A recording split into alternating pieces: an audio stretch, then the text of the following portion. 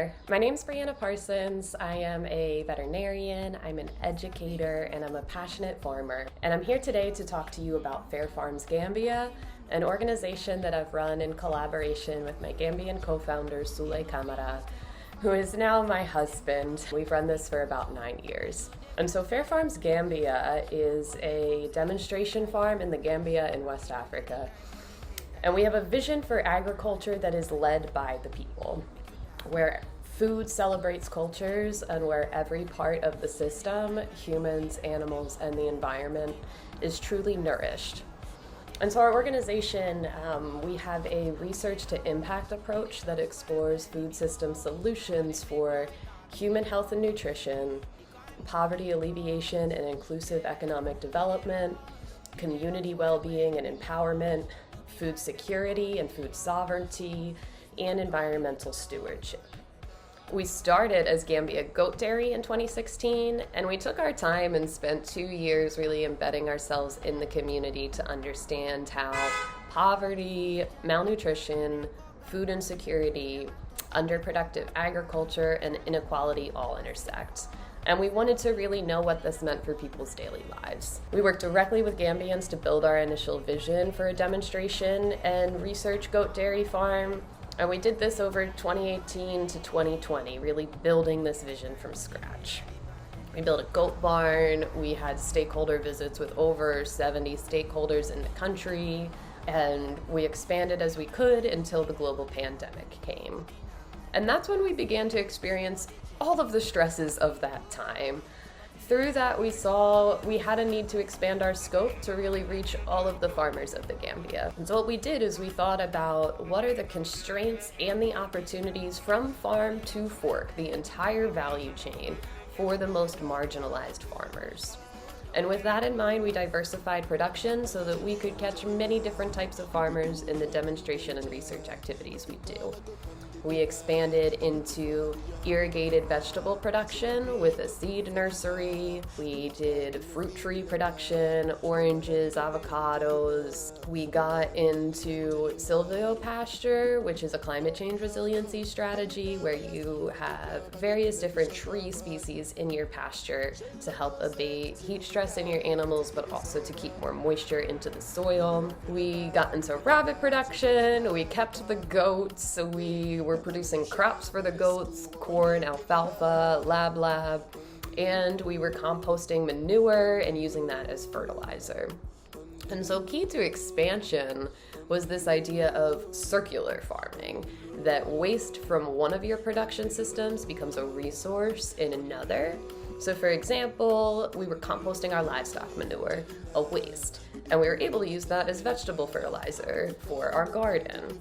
With our garden, there's scraps that aren't always edible to humans, so we were able to feed those to the rabbits, and we were even using our rabbit urine as a natural pesticide. So some might call this type of farming regenerative agriculture, some might call it permaculture, others call it agroecology, but it's all about farming in line with nature. For us, we call it agro-farming, farming without borders, that recognizes that many of these terms for sustainable agriculture are coined by Westerners who may or may not sufficiently recognize the indigenous communities across the world that gave us these practices. So through our expansion into FAIR Farms Gambia, the foundation for agro-farming, innovation, and resiliency, we continued inviting visitors from near and far to our farm.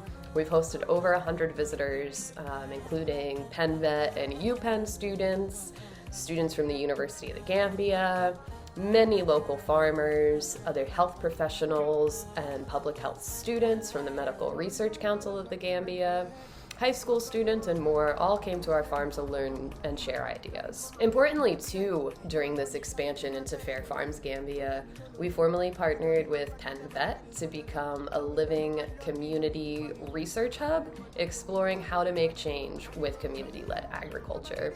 We're making change and studying how to make change in action. And so now, here's where we need your help. In the early days of Gambia Goat Dairy, we knew we needed land to execute our vision.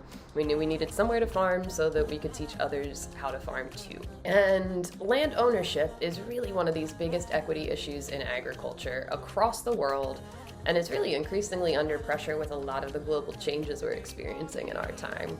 And so let's be really clear here that land is wealth. So there's a lot of equity questions around this. One, who has access to land? How do governments support land use change, especially when there's competing pressures of housing, natural resource extraction, farming, and other types of development? Can farmers access all the land that they need to feed the world? And how do the farming practices that farmers are employing actually impact the land? So here's our story about land. As a young American working in the Gambia back in 2016, I heard many stories of foreigners' challenges purchasing land. And so I was incredibly optimistic when I met another American who worked in academia but also led an organization in the Gambia focused on environmental education. We partnered to build what at the time seemed like a mutually beneficial agreement, allowing us to pilot our demonstration and research farm on their land, which is what we've done since 2018. From empty land, we built this farm over 6 years, employing over 300 people through full-time or part-time or contract work during the process. We hosted over 100 visitors onto the land. We built this truly integrated farm, and we put in sustained efforts to steward and improve the land. But unfortunately, when we partnered with Penn Vet, a huge sustainability step for us, the organization who owned the land wanted to charge us more rent than we could afford. In just 2 years, those rent costs would be enough to buy land in the Gambia. So we made the difficult sustainability decision to come to you to fundraise. We lost access to the pilot farmland, and we need the community to help show its strength. Help us support what we know the world needs, which are holistic ways to grow food and feed our growing world under the threats of climate change. We need you to help us realize sustainability long term, to help support us to purchase land to be held, managed, and preserved for agricultural stewardship forever into the future. And we're very fortunate to have the continued support, both in funding and in sharing of ideas and resources with our long-term collaborator, Rockflower Partners Incorporated, a global venture philanthropy fund. And what's so great about Rockflower, they have this seed to canopy funding model that really shows their understanding and knowledge that grassroots community organizations and social enterprises like ours need different levels of funding at different stages of their growth and journeys. And so we're incredibly proud to be in the second phase of funding called the Roots and Shoots, with a commitment of $15,000 to match every dollar we raise 1-to-1 to grow our impact. And this is the first time we've ever asked you to help us crowdsource.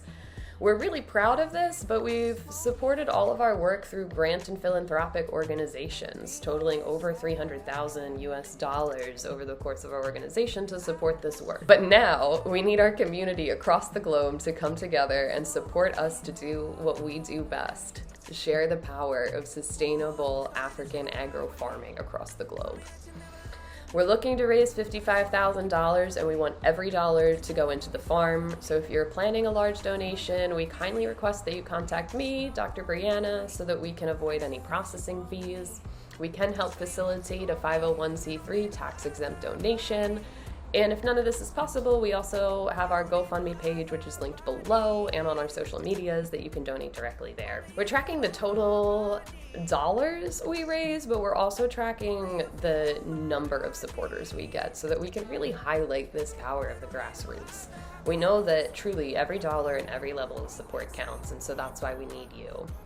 With your donation, you'll get your name featured on the fencing we build around the future farm. We've done this many times in the life of the farm to showcase names and initials of our Gambian team, but also various Penn students. And with your donation, you'll facilitate us formally purchasing land. And while this was something that seemed intimidating back in 2016 and 2017 when I started working there as a foreigner, unfortunately, we've been embedded significantly in the community since then. And ever since we've lost the land, we've had offers from various community members to try to get us back in action. So we've learned over the years how to buy land. We have opportunities to do so, and we really need your support to help us access the funding to do that, to preserve this land forever into the future. So we thank you for your support. Please reach out. We're always available to help answer questions. If there's anything you want to know more about, reach out. We have t-shirts for sale. You can get yourself a t-shirt and rep FAIR Farms wherever you go.